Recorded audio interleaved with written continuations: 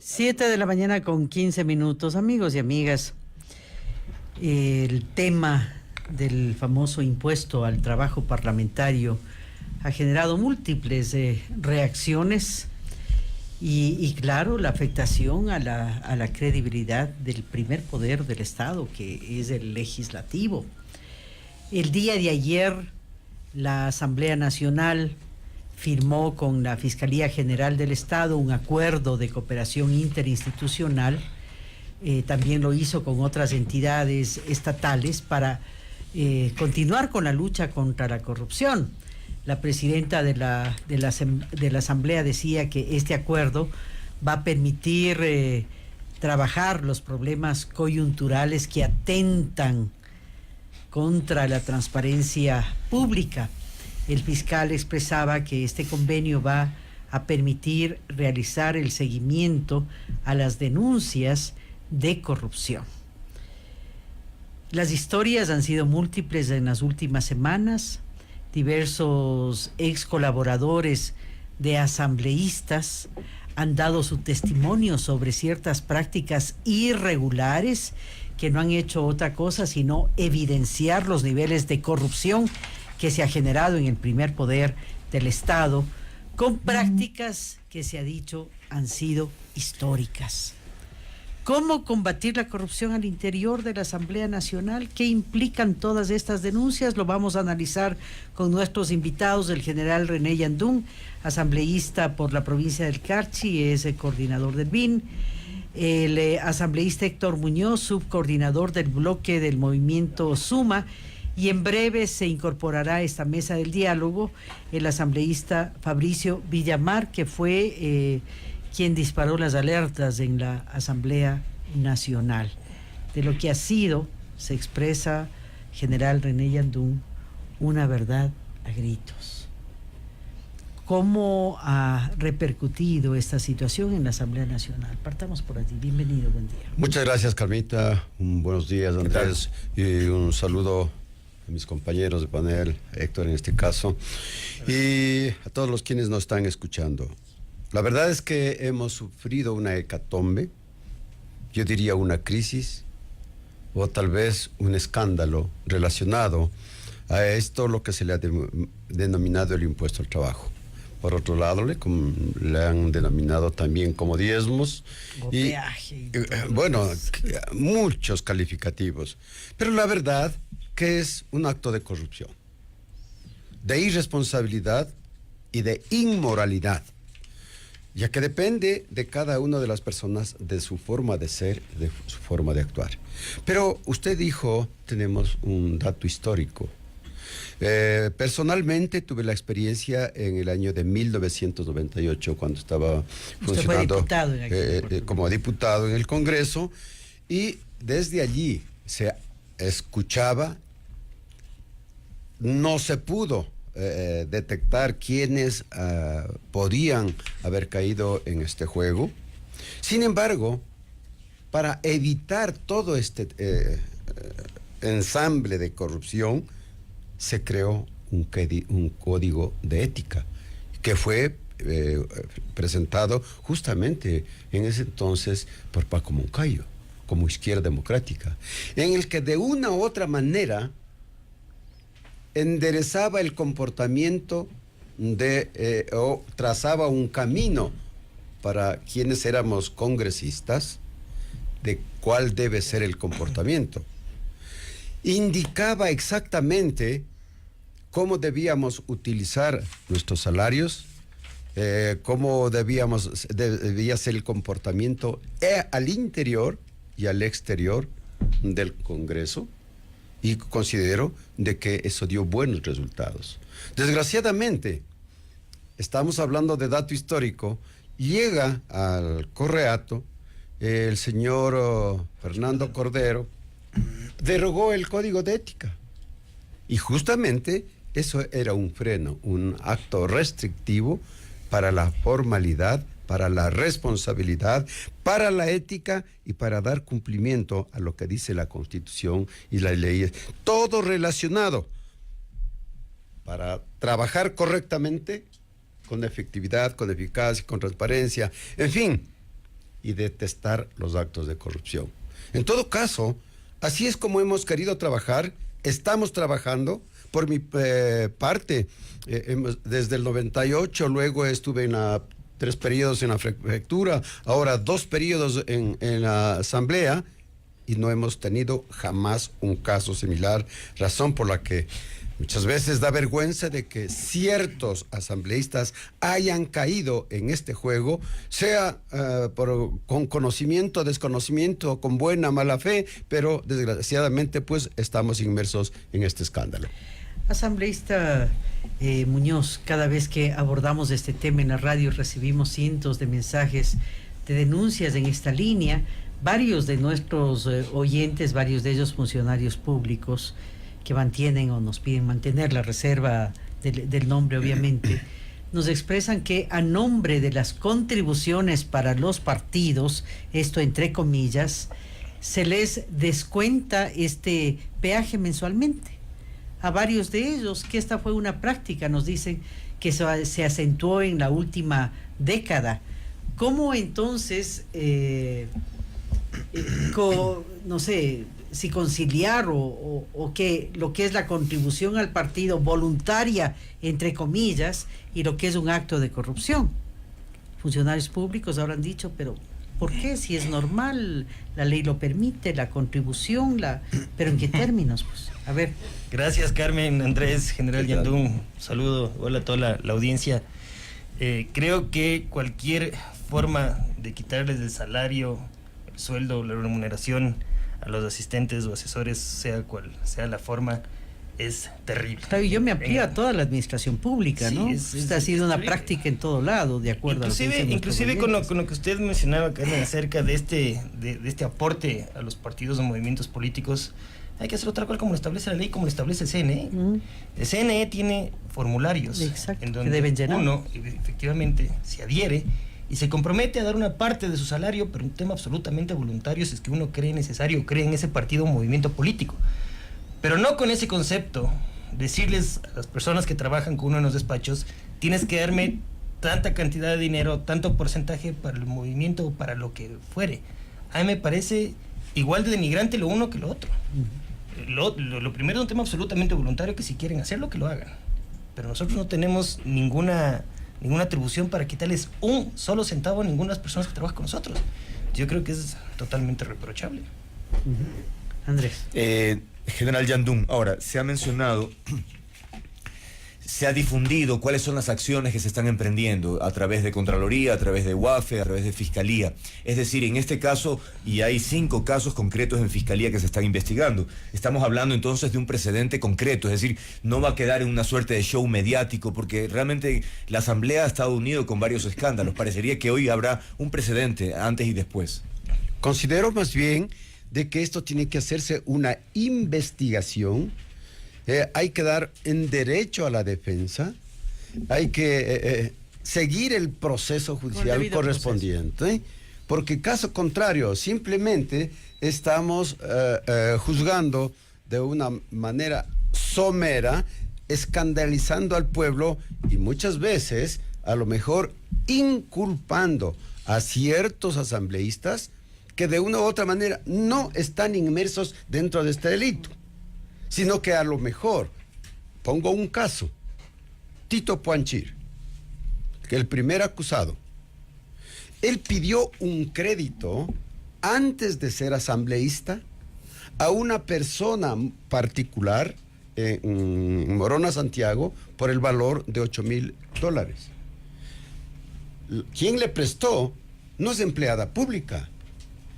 Él recibió ese dinero de $8,000 y firmó una letra.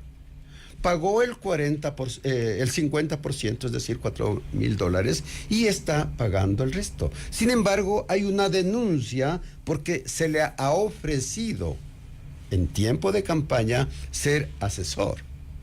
Bueno, entonces, ¿hablamos del campo civil, de la legislación civil, o estamos hablando dentro del campo público? ¿Cómo juzgarlo? Esta es una acción civil. Razón por la que se habló también de Sebastián Palacios. Son casos similares, que le regalaron, le obsequiaron, cosas por el estilo. Entonces, por eso digo, esto tiene que hacerse una investigación profunda y detenida. Ayer le preguntábamos al fiscal, ¿cuántas acusaciones existen hasta el momento? Y la contestación fue 4. Así es. Bueno, entonces, por aquellos 4, que a lo mejor 2 de ellos ni siquiera están inmersos dentro del campo público, ¿cómo juzgar y hacer tremendo escándalo y estar englobados, inmersos todos los asambleístas? Eso es lo que molesta personalmente, y creo que todos los compañeros que no tenemos nada que ver dentro de este tipo de delitos y de responsabilidades, razón por la que será la justicia la que investigue y determine las sanciones correspondientes. Yo, si me permites, Andrés, quiero dar la bienvenida al asambleísta Fabricio Villamar, que se incorpora ya a nuestra mesa de diálogo. Nos lo había alertado, se encontraba en otro medio de comunicación. Yo, nada más para equilibrar las preguntas, una muy rápida. Son solo 4 casos. ¿Usted es el que dispara las alertas sobre este tema? ¿Cuál es el nivel de gravedad que usted advierte, asambleísta? Bienvenido, buenos días. Siempre un gusto, buenos días, colegas, qué gusto poder compartir este espacio con ustedes, amigos, amigas, buenos días. No son solo 4, son 4 casos que están en la Fiscalía en este momento. El día de la presentación de la resolución en la Asamblea mencioné alrededor de 9 o 10 casos que no son todavía todos los que hemos recibido, y que básicamente lo que tenemos que hacer es algo que mencionaba el general con mucho acierto. Nosotros tenemos que partir de la necesidad de una investigación. ¿Por qué nos toca hacer una investigación en este proceso? Porque ya no existen los elementos que había antes en la legislación que nos permitían un proceso de autodepuración, como por ejemplo cuando sucedió en el desmantelamiento de la red Peñaranda, en donde la propia Asamblea, el Congreso en esas épocas, tenía las facultades y las herramientas para hacerlo. Para este caso existe un bloqueo legal que ustedes lo conocen, y que independientemente de que se pudiera tener claro el cometimiento de la infracción, nos toca ir a la justicia. Y sí es cierto que este es un proceso vergonzante, es un proceso incómodo, pero es un proceso absolutamente necesario. La otra opción es no hacer nada, y no hacer nada no es una opción. Yo creo que tenemos que tener claras cuáles son las funciones de la Asamblea. Las funciones de la Asamblea son fiscalizar y legislar. Y para este caso, la investigación va a estar fuera de la Asamblea, que también es necesario hacerlo. Y tenemos que hacer un acto de confianza en la institucionalidad. Y tenemos que entregar todas las pruebas que han llegado a mi despacho. Ojalá hubieran llegado también a los despachos del resto de asambleístas. Aunque no son suficientes, decía usted, ¿no? Es que hay que construir la prueba. Sí, señor, porque ese es el punto. Lo que nosotros tenemos son testimonios, tenemos copias de chats, tenemos copias de depósitos, y aún así no podemos decir que tenemos pruebas. Las pruebas existen en un proceso judicial. Y por el momento no existen procesos judiciales de los casos que yo he presentado en la Asamblea. Estos serán presentados al fiscal. El día de ayer, por casualidad, me encontré con el fiscal en la comisión que compartimos con Héctor, y yo le decía al fiscal, mire, yo voy a copiar todo lo que tengo y le entrego a usted, porque es lo que me corresponde, porque es mi obligación constitucional, la de cualquier funcionario público. Sí es cierto que no son todos los legisladores, hay gente buena en la Asamblea, pero sobre todo hay que rescatar la capacidad moral de la Asamblea de poder seguir actuando en los casos en donde encontramos ilegalidades, más bien en el sector ejecutivo.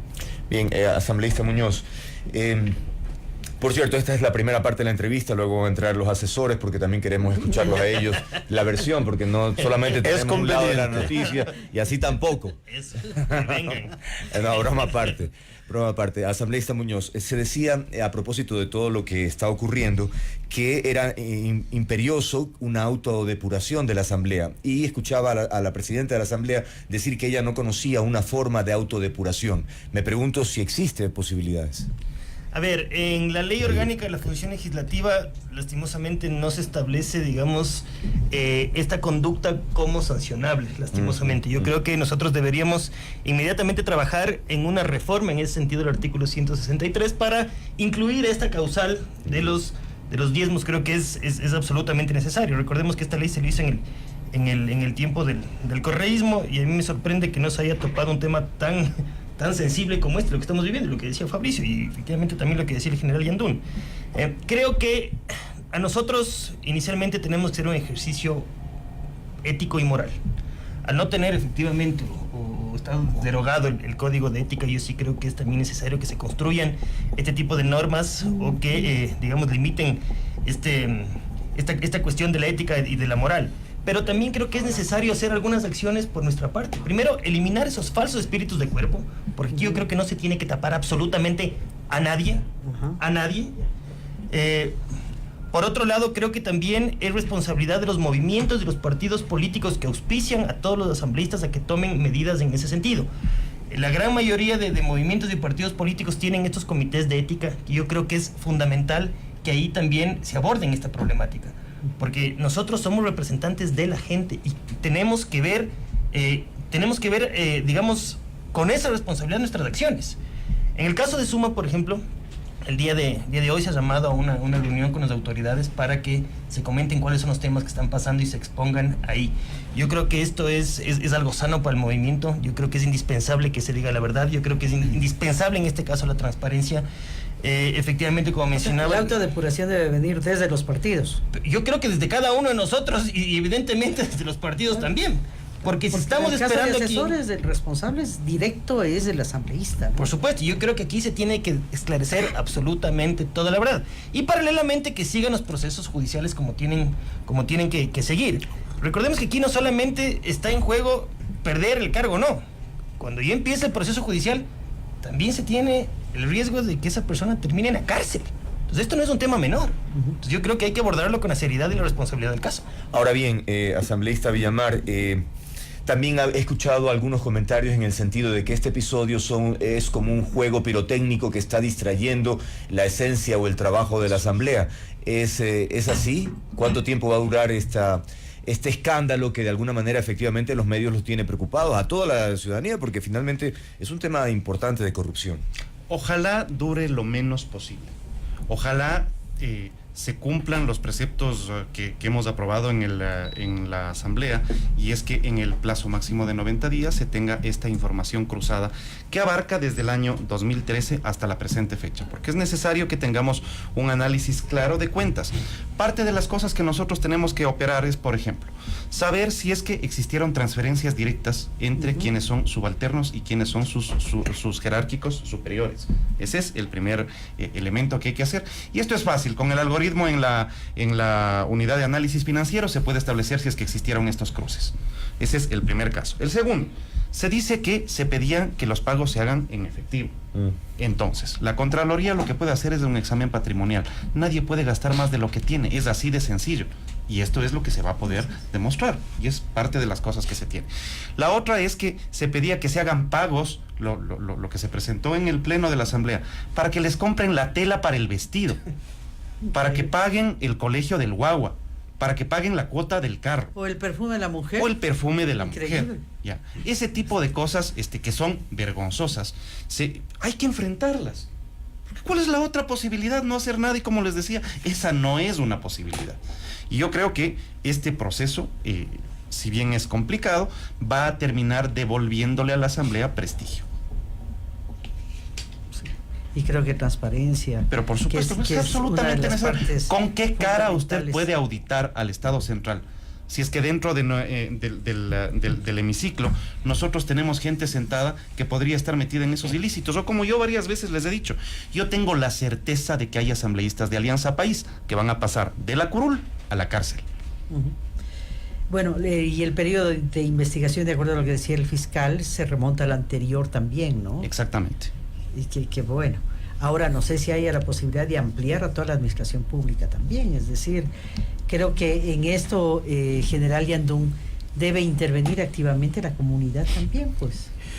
Esto es lo que estábamos comentando el día de ayer en mi bancada, en donde se habló sobre un reflejo de la corrupción que ha tenido una década del gobierno, en donde estamos hablando de miles de millones. Exactamente el día de ayer se dijo 47,000 millones de dólares que serán como deuda, y otros miles de millones, cerca de los 30,000 millones, que han desaparecido. Si la cabeza de un gobierno, de un Estado, está corrupta, ¿acaso no será reflejo de lo que a nosotros se nos está inculpando como asambleístas o como asamblea en general? Y si de ello se deriva, ¿cuál es el procedimiento para la subsistencia de los partidos políticos? ¿Qué es lo que se está haciendo en la actualidad? Para ser candidato, a lo mejor no hay que tener la dádiva, no hay que tener algo con que llegar a las comunidades, al pueblo, a la ciudadanía y contentar, y con la pasta, con la cola, con el sándwich y más cosas.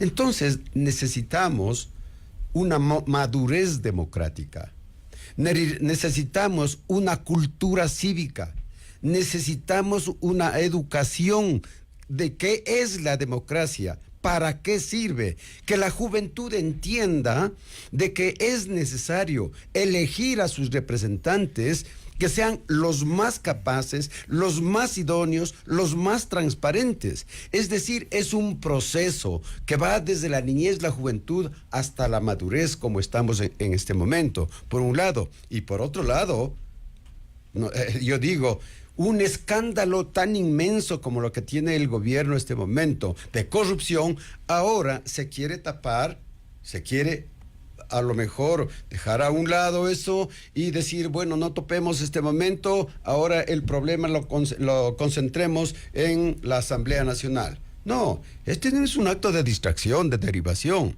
Este es un acto serio en el que están acusando a 137 asambleístas, de los cuales, pues, la justicia se encargará de hacer lo suyo. Y finalmente, yo considero que si hay corrupción dentro de la administración pública, bueno, primero vamos depurando desde arriba y en cada uno de los poderes del Estado, para que en sus diferentes niveles haya realmente una reorganización, una reestructuración, y de allí pues que necesitamos la ley anticorrupción y la ley de extinción de dominio, que eso nos va a apoyar enormemente para evitar estos casos vergonzosos. Y estamos hablando de esto, de la ley anticorrupción, la normativa, y ya es año y medio, ¿no? Yo creo que es importante acelerar todos estos Indudable, procesos. y eso ya está en manos de la presidenta de la Asamblea Concal para que definan cuándo vamos a tratar esto, pero ya es urgente. Ojalá esto haga caso a la presidenta. Pese que el veto total, a mí me parece que es una barbaridad de la ley anticorrupción.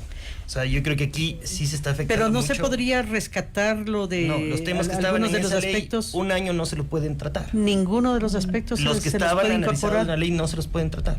Eso lo establece la norma. Total. Entonces, aquí a mí se me preocupa mucho la imagen y la institucionalidad de la Asamblea. Porque si bien es cierto, yo creo que es indispensable, como decía Fabricio, que se haga este ejercicio para depurar, y si es que tenemos que quedarnos ahí, no sé, pocos, pero honestos, pues nos quedamos. Pero por otro lado, a mí sí me preocupa el primer tema que se está metiendo, como decía eventualmente el general, esa preocupación de que existan 137 pillos, y con el veto total a la ley, no solamente son pillos, no que son pillos y tontos, porque la ley que sacó la Asamblea en tema anticorrupción no sirvió de absolutamente nada para el Ejecutivo. Entonces, la objeción total de la ley anticorrupción me parece una barbaridad, porque se tenía por lo menos 3 temas que eran absolutamente importantes para combatir la corrupción. Estaba el tema, por ejemplo, del comiso anticipado. Estaba el tema que tanto lo hemos peleado y que se lo hizo en época del correísmo. Esa es la competencia natural que tenía la Contraloría General del Estado de solicitar o hacer informes previos para las contrataciones. Eso lo contenía la ley que hizo la Asamblea. Eso se lo comieron también. Entonces quiere decir que en un año no se va a poder hacer nada con el tema de informes. Hay algo que a mí me llama absolutamente la atención también en esa ley. Se quería limitar esta competencia del presidente para indultar algunos delitos. Y se quería limitar, por ejemplo, que el presidente no podía indultar cuando se traten de delitos contra la administración pública, temas absolutamente de corrupción, torturas, secuestros, genocidios, desapariciones forzosas. ¿Cuál es el afán de la presidencia o cuál fue la motivación para eliminar estos temas? Yo no entiendo. Para mí lo lógico hubiese sido, con temas tan importantes como tenía la ley, hacer una objeción parcial, coger lo bueno y capaz mejorar lo que no estaba tan bueno. Pero comerse todo esto a mí me parece que es una barbaridad. Entonces, yo sí creo que aquí se está ha salido lastimada la imagen de la Asamblea. Se le ha cerrado justamente esa imagen, y creo que nosotros, por lo menos los que estamos hoy en Asamblea y que somos serios, que somos profesionales y que queremos en verdad cambiar esto, y además dotarle al Ejecutivo justamente de herramientas para que se pueda gobernar, creo que es indispensable que ahora más que nunca hagamos el trabajo con el mayor profesionalismo posible. Asambleísta, ¿cuál es el alcance de este convenio interinstitucional que se firma el día de ayer? Asambleísta Villamar. Bueno, básicamente ratifica lo que la Constitución ya establece, que es que las instituciones tienen que coordinar su trabajo. No va mucho más allá, no se crea mucho más allá que eso. Pero yo quería partir de dos cosas que me parece que son importantes y que se acaban de mencionar. La primera, hay un enfoque que no se lo ha topado, y es el enfoque de los derechos de los trabajadores. Nos hemos quedado solamente en el tema de la corrupción, que hay que combatirla, pero nadie está diciendo que se vulneraron derechos de los trabajadores. Y me parece que ese es un enfoque absolutamente necesario. Que si es que esto pasa en la Asamblea, porque aquí no estamos hablando de que parece que es, no señor, esto pasa en la Asamblea. Y que hay gente que ha estado varios periodos en la Asamblea y que no fue capaz de enfrentarlo. También me parece que es necesario ponerlo en el tapete. Y este tipo de cosas no desaparecen porque no les hagamos caso. Y me parece que eso también es importante. Hemos hablado en los minutos anteriores, por ejemplo, de la imagen de la Asamblea. Sí, la buena imagen de la Asamblea no se la consigue por decreto. La buena imagen de la Asamblea no se la logra por resolución. La buena imagen de la Asamblea se la gana por los actos de la Asamblea.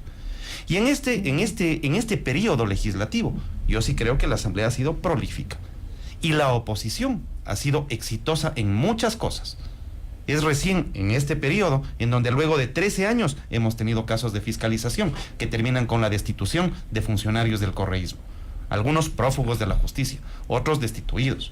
O sea, es en este periodo en donde le sacamos a Carlos Ochoa, por ejemplo. Es en este periodo en donde cayó Carlos Vaca.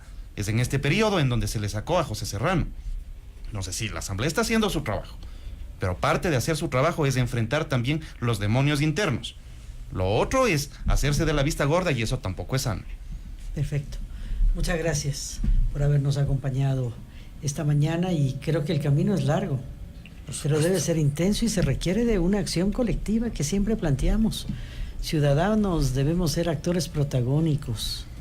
Por favor. Sí, solamente, Carmita, decir de que sí, finalmente pues nosotros somos pueblo y parte del pueblo, elegidos por el pueblo, y que la responsabilidad para la eliminación de la corrupción está en todos los ecuatorianos, en el espíritu patriótico y cívico de todos los ecuatorianos, no solamente bajo la acusación, sino la mea culpa, el examen de conciencia y cómo ver la visión a futuro de lo que queremos hacer con el Ecuador. claro, como se decía al inicio de este panel, ¿no?